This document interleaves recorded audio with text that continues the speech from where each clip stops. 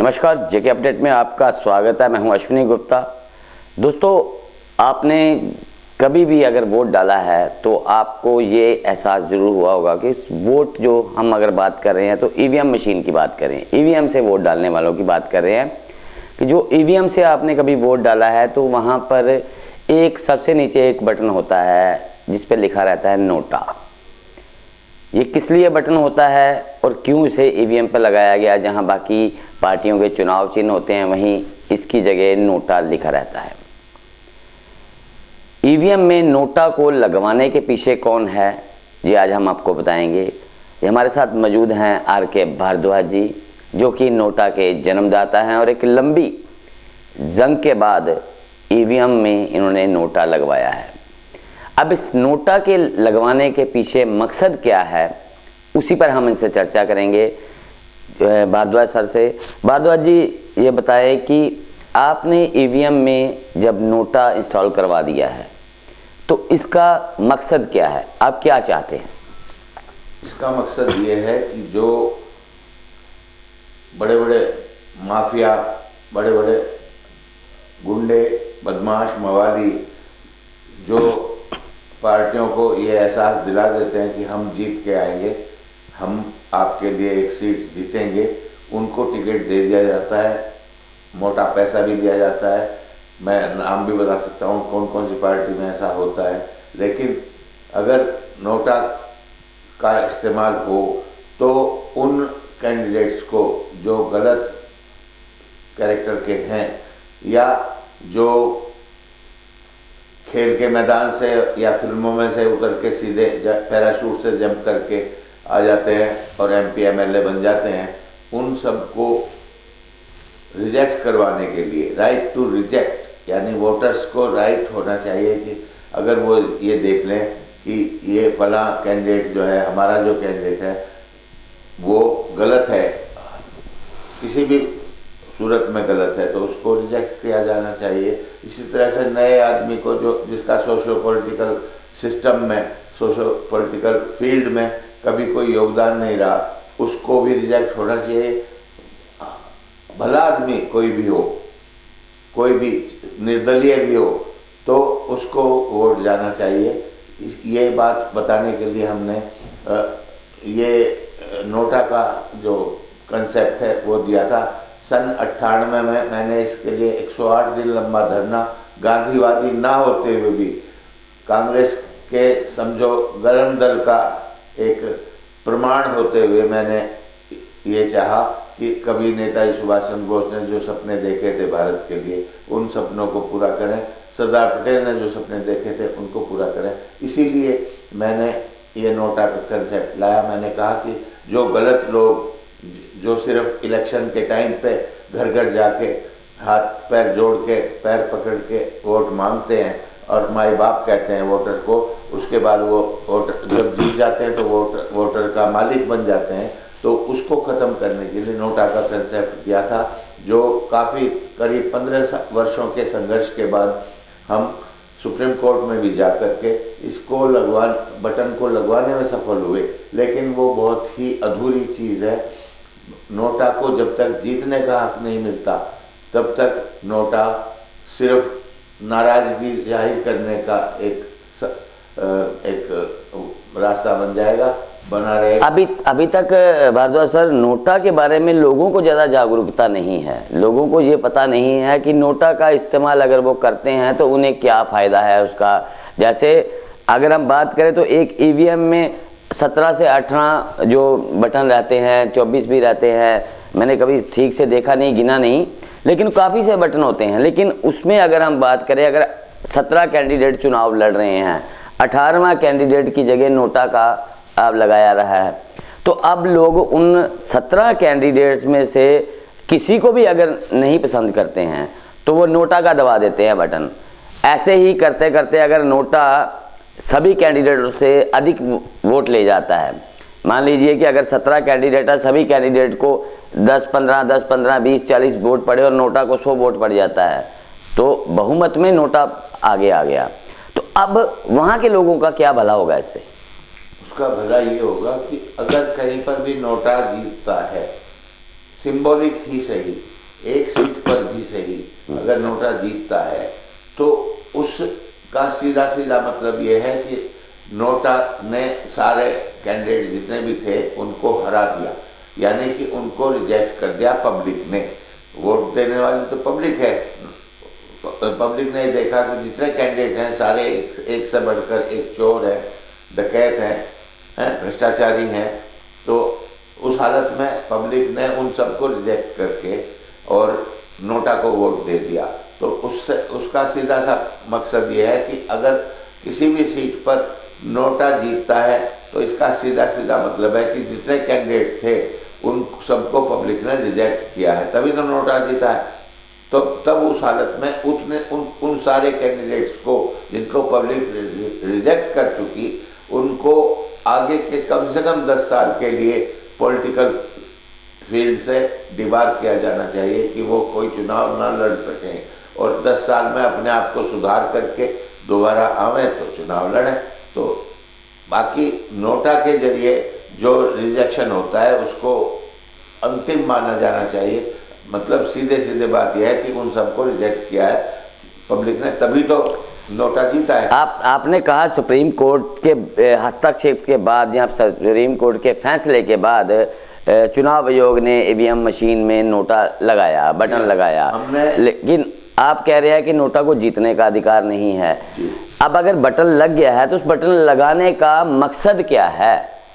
अगर चुनाव आयोग ने ही वो बटन लगाया है, सुप्रीम कोर्ट के आदेश पर लगाया है, तो क्या सुप्रीम कोर्ट ने नहीं बताया उन्हें कि अगर ये बटन लगाया जा रहा है, क्यों लगाया जा रहा है, इसका क्या मकसद है, और अगर ज़्यादा वोट नोटा को पड़ते हैं तो इसका आगे क्या होगा? हाँ, तो वो अधूरा जजमेंट रह गया सुप्रीम कोर्ट को, जिस पर हम काम कर रहे हैं कि बाकी जो जरूरी चीज़ इसमें नोटा के बारे में सुप्रीम कोर्ट की तरफ से होनी चाहिए थी वो नहीं हुई, उसको करवा के हम छोड़ेंगे।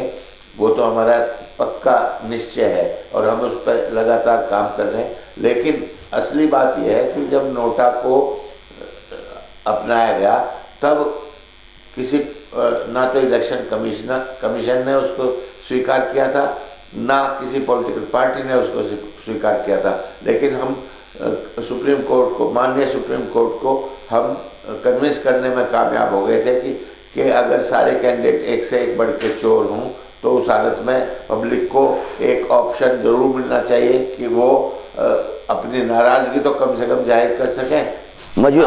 मौजूदा स्थिति में भारद्वाज साहब, अगर आज आपने कहा नोटा को अभी जीतने का अधिकार नहीं मिल पाया है जी, आज की स्थिति में अगर नोटा जीतता है तो क्या होता है?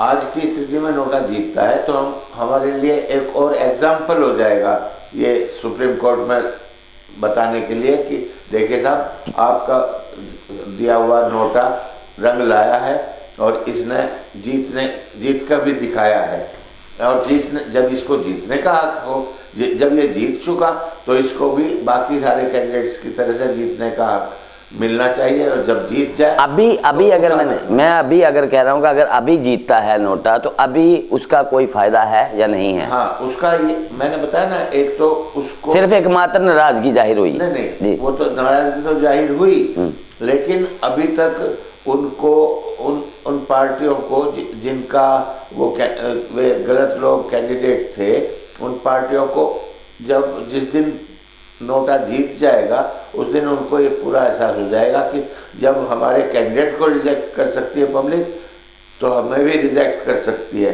तो इसलिए उनकी आंखें खुल जाएंगी, उनकी मजबूरी होगी कि ढूंढ के तलाश करके अच्छे कैंडिडेट्स को अपना टिकट देवे। अपने टिकट की जो नीलामी करते थे और मोटे मोटे करोड़ों रुपए वसूल के टिकट देते थे MP MLA का, वो सब खत्म हो जाएगा। और जब नोटा को जीतने का हक मिल जाएगा तो उस हालत में सीधी सी बात है कि सारी पार्टियां ये इस बात पे मजबूर हो जाएगी कि अच्छे लोगों को ढूंढ के टिकट देवें। और जब अच्छे लोग राजनीति में आ जाएंगे और बुरे लोग राजनीति से बाहर हो जाएंगे नोटा के जरिए, तो वो एक क्रांति आ जाएगी भारत की राजनीति में। और इसके साथ साथ अभी आप नोटा में आगे क्या चाहते हैं? नोटा में आगे क्या क्या अमेंडमेंट होने चाहिए या क्या क्या चीज़ें इसके साथ जुड़नी चाहिए? नोटा के साथ सीधे नोटा को जीतने का हक मिलना चाहिए। वो ही एक बहुत बड़ा अचीवमेंट होगा।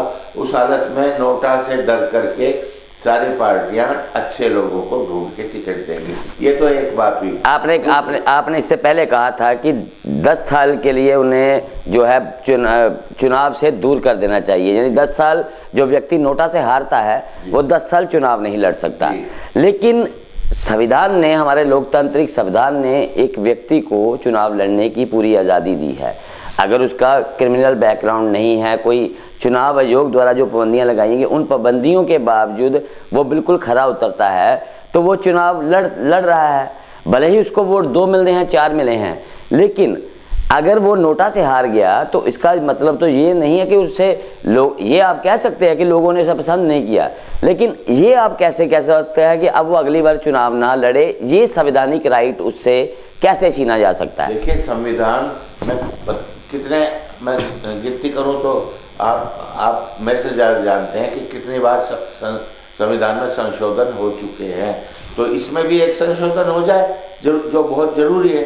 उस हालत में जब सीधी सी बात है कि जब पब्लिक ने रिजेक्ट किया उसको, तो फिर दोबारा उसको इलेक्शन में खड़ा होने का कोई अधिकार ही नहीं, जब तक कि वो अपने आप को प्रूव ना कर दे 10 साल मेहनत करके कि मैं अब वो नहीं रहा जिसको रिजेक्ट किया गया था, अब मैं एक चेंज्ड आदमी हूँ और अपने आप में तब्दीली लेके आया हूँ।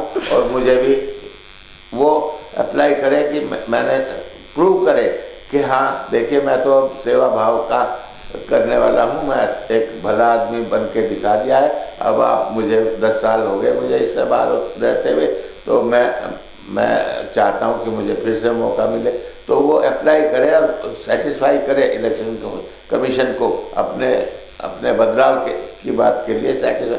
तो 10 साल बाद उसको देखा जाए कि उसको भी एक बार फिर मौका मिले, लेकिन वो तो 10 साल बाद की बात है।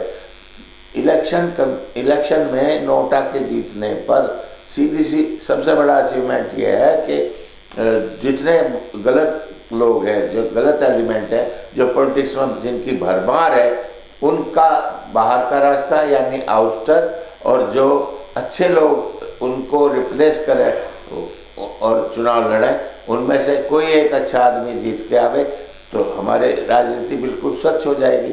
राजनीति स्वच्छ तभी हो सकती है, देश का समाज स्वच्छ तभी हो सकता है जब अच्छी बातों को अपनाया जाए, इम्प्लीमेंट किया जाए, ना कि मंदिर मार्ग पर,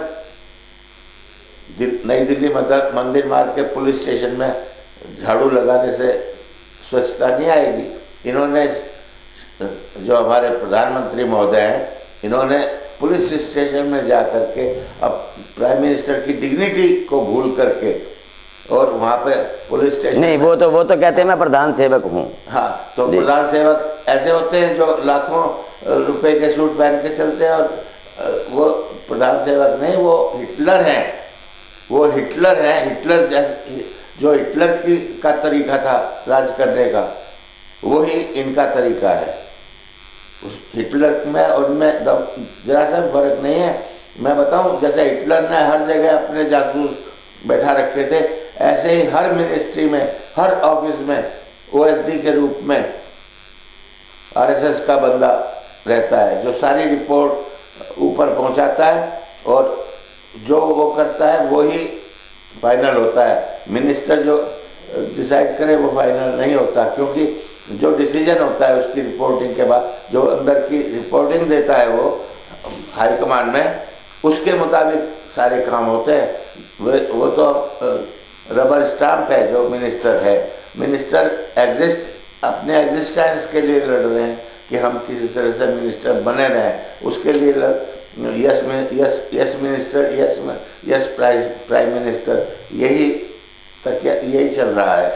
मैं आपकी बात अपने दर्शकों को एक बार बता दूं कि आपने जो नोटा का मकसद है वो आप कहना क्या चाह रहे हैं। बेसिकली इनका जो कहने का तर्क है कि नोटा अभी इम्प्लीमेंट हुआ है ईवीएम मशीन तक, लेकिन नोटा को अभी जीतने का अधिकार नहीं मिला है, जिसके लिए वो लगातार फाइट कर रहे हैं। जैसा कि आप समझ लें कि अगर एक विधानसभा क्षेत्र में 10 प्रत्याशी चुनाव लड़ रहे हैं, उन 10 में से किसी भी प्रत्याशी को बहुमत नहीं मिलता है, बहुमत मिलता है तो नोटा को। इस सूरत में भारद्वाज जी का जो कहना है वो ये है कि इस सूरत में नोटा को विजेता घोषित किया जाए और उस जगह दोबारा से चुनाव करवाया जाए।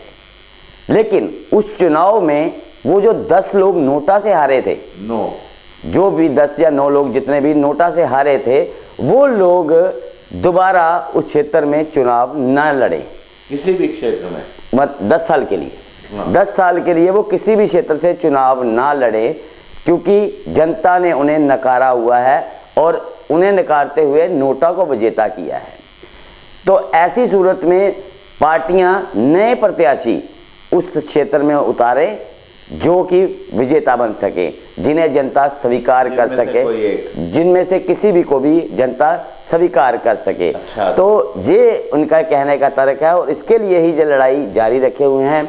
हालांकि नोटा लाने के बाद नोटा का अभी तक कोई सकारात्मक प्रभाव तो दिखाई दिया नहीं, क्योंकि जनता में नोटा को लेकर जागरूकता की बहुत ज़्यादा कमी है और ना ही इस बारे में चुनाव आयोग द्वारा ही कोई ज़्यादा जागरूकता फैलाई गई है। लेकिन अगर जिस प्रकार से आर.के. भारद्वाज जी कह रहे हैं कि अगर ऐसा होता है तो देश की राजनीति में स्वच्छ लोग आएंगे और स्वच्छ लोगों के आने से जो कि देश की गंदगी है वो दूर हो सकती है। तो जिस प्रकार से ये संघर्ष कर रहे हैं, कहते हैं होने को तो कुछ भी हो सकता है, कोई भी चीज़ असंभव नहीं है, सिर्फ प्रयास जो है उस तरीके से किए जाने चाहिए। कहते हैं कि कौन कहता है कि आसमान में सुराग नहीं होता, तबीयत से एक बार तो उछालो यारो। तो कहीं ना कहीं हर होने को हर चीज़ संभव हो सकती है। यही प्रयास लिए हुए आर.के. भारद्वाज जी आगे चल रहे हैं और हम देखेंगे अब वक्त के साथ साथ कि कब तक ये प्रयास सफल हो पाते हैं और कब देश की राजनीति में स्वच्छ और साफ छवि के लोग शामिल हो पाते हैं। तो भारद्वाज साहब, आपका बहुत बहुत धन्यवाद जेके अपडेट को समय देने के लिए, बहुत बहुत शुक्रिया। धन्यवाद। एक बात जोड़ना चाहता हूँ, इसी नोटा के बल पे जिसको जीतने का हक भी नहीं मिला, फिर भी जी राजस्थान, मध्य प्रदेश और छत्तीसगढ़ हमने वहाँ पर बदलाव ला के दिखाया था। यानी जो भाजपा के गढ़ थे तीनों में भाजपा का राज था, वो तीनों नोटा के बल पे ही ये बीजेपी हारी थी और दूसरी पार्टी कांग्रेस जीती थी। मैं कांग्रेसी नहीं हूँ, बिल्कुल नहीं हूँ। मैं कांग्रेस का गरम दल का तो हूँ, नेताजी सुभाष का अनुयायी हूँ, लेकिन मुझे इस बात से मतलब नहीं था कि वो कांग्रेस जीते। मुझे मतलब था कि जो गलतियाँ जो सरकार वर्तमान सरकार ने जो गलतियाँ की हैं उनको सबक सिखाने के लिए लोग नोटा का इस्तेमाल करें। लोगों ने नोटा का इस्तेमाल किया। खुद भाजपा के वोटर्स जो पक्के जन्मजात वोटर थे वो भाजपा के, उन्होंने भी इनकी गलत नीतियों को देखते हुए इनके खिलाफ वोट डाला। नोटा में उन्होंने दूसरी पार्टी को वोट नहीं दिया। उन्होंने कहा कि दूसरी पार्टी को हम देंगे नहीं, इनको हम इसलिए नहीं देंगे क्योंकि ये गलत नीति बना रहे हैं, आरक्षण को बढ़ावा दे रहे हैं वगैरह वगैरह, तो हम नोटा पे वोट डालेंगे। तो नोटा के बल पर ही ये बहुत सारी सीटों बहुत 200 वोट का फर्क निकला सिर्फ। मतलब नोटा की वजह से 100 वोट से भाजपा हारी, कांग्रेस जीती, ऐसा हुआ है। और जब नोटा जीतने का हक मिल जाएगा तब देखे असली क्रांति आएगी। और मैं उसके लिए पूरा कटिबद्ध हूँ, पूरा प्रयत्नशील हूँ और मुझे पूरा यकीन है कि बहुत जल्द हम इसमें सफल होंगे। बहुत बहुत शुक्रिया, धन्यवाद, धन्यवाद।